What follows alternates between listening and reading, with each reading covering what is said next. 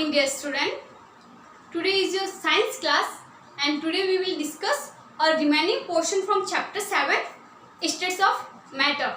In previous class we have discussed about different state of a matter and about physical change. Now we will discuss chemical change. In a fireplace you use logs to start a fire. जो woodens होती है उसको अपन क्या use करते हैं, as a fuel use करते हैं. The wood burns and turn into as an smoke, and whenever we burn this wood, what produce comes out, the production of wood burning of wood is as an smoke. धुआं निकलता है, उसके as remaining होता है. The wood become a different kind of matter when it is burn. और जैसे लकड़ी को अपन ने बंद किया तो ये क्या हो गया, डिफरेंट काइंड का, डिफरेंट तरीके का. जब इसको जलाने के बाद में इसका जो क्या बचा, उसकी जो एस बची वो क्या, डिफरेंट सब्सटेंस है from the wood. Would different है, एस डिफरेंट है. This kind of change is term a chemical change. तो जो इस तरीका का चेंज होता है जिसमें पूरा ही उसका सब्सटेंस का नेचर पूरा चेंज हो जाता है, कंपोजिशन चेंज हो जाता है, तो वो कौन सा चेंज होगा, केमिकल चेंज. The change, देखो definition of chemical change, for the change in which one or more new substance are produced is called a chemical change. जो change, ऐसा change जिसमें एक या दो new substance हो रहे हैं, change होने के बाद में जो उसका produce होता है, जो उसका production होता है, जो उसका result होता है, उसमें जो अपन को substance obtain होता है वो पूरा new substance होता है और उसके main substance से क्या होता है, बिल्कुल भी different होता है. तो इसकी डेफिनेशन क्या हुई, the change in which we get new substance, this is called chemical change. A material not only change its size and shape but also change into a new substance. By the chemical change we can get new substance and a new substance form during the chemical change. This new substance can not be change back into the original substance.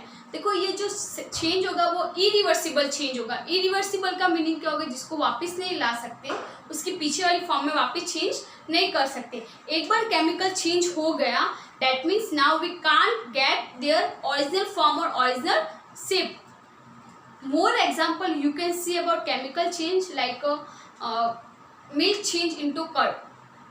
जब milk का curd में formation होता है, conversion होता है, तो ये दो कौन सा चेंज होता है, chemical change. Because milk is a different and curd is a different. Milk कौन सी स्टेट में होता है, लिक्विड स्टेट में होता है, और इसका जो फॉर्मेशन, इसका जो होता है, उसके बाद अपन को जो कर्ड मिलता है, कर्ड क्या होता है, सेमी सॉलिड फॉर्म में होता है, और ये पूरा उसका कंपोजिशन मिल्क का और मिल्क का अलग अलग होता है. That means we can say this is a chemical change.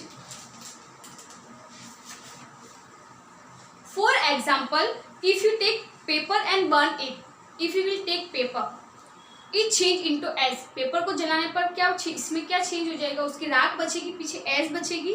This is a chemical change because the paper change into एश.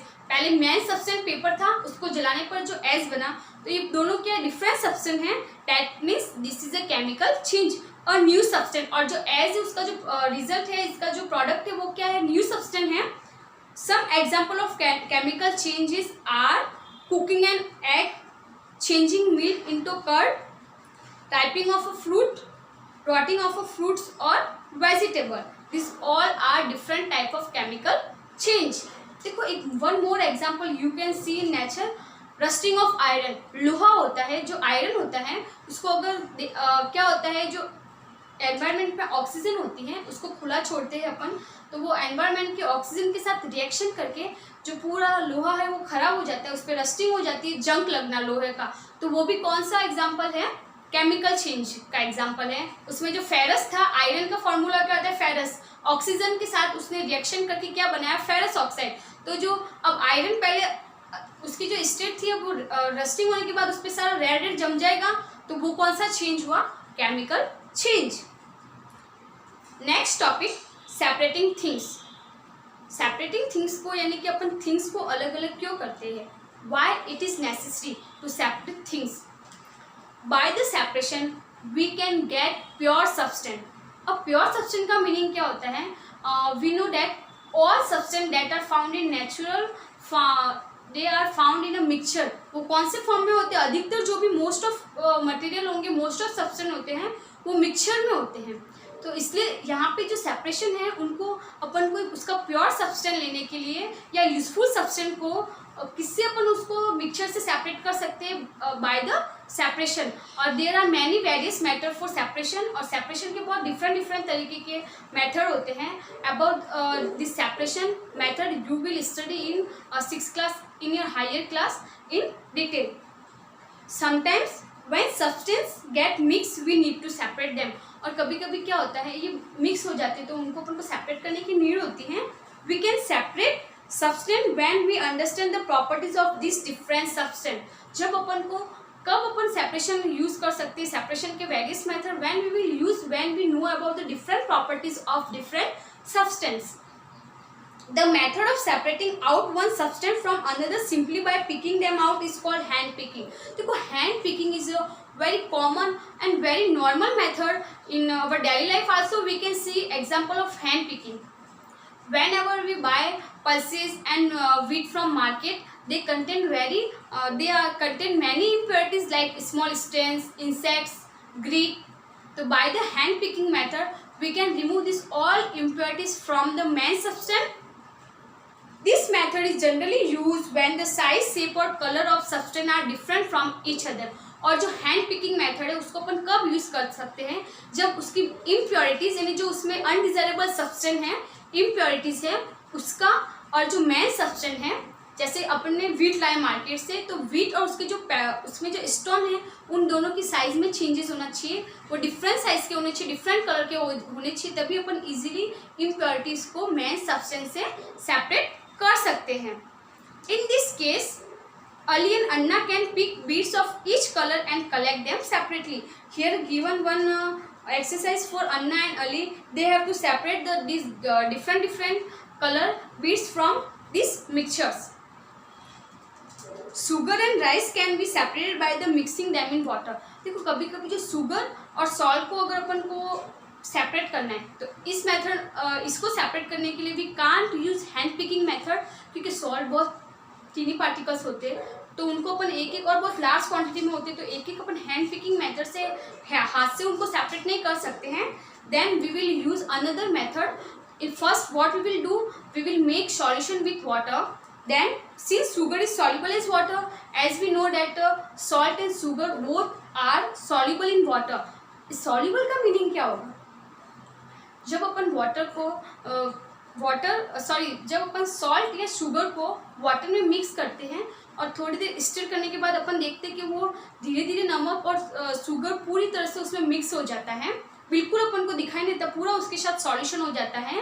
तो the substance that mix completely with water they are called soluble substance.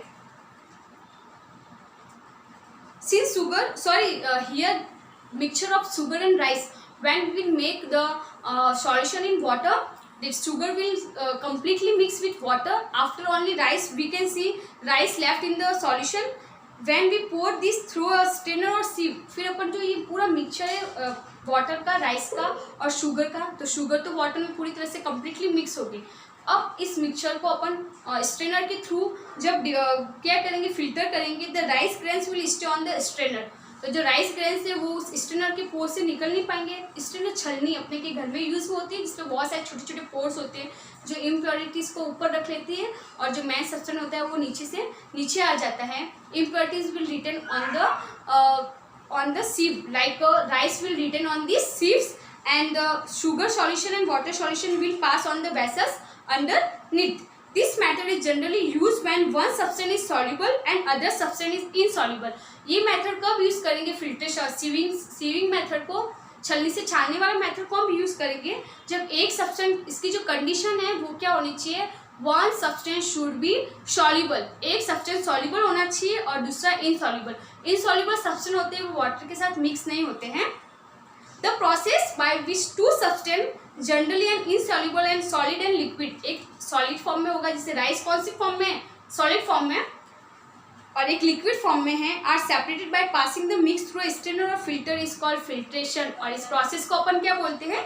Filtration, you can see in given picture the method of filtration. When we by the strainer we filter our tea also. When we our tea pass through the strainer, only leads remain on the strainer and we will get teas. Question answer and exercise we will do in our next class.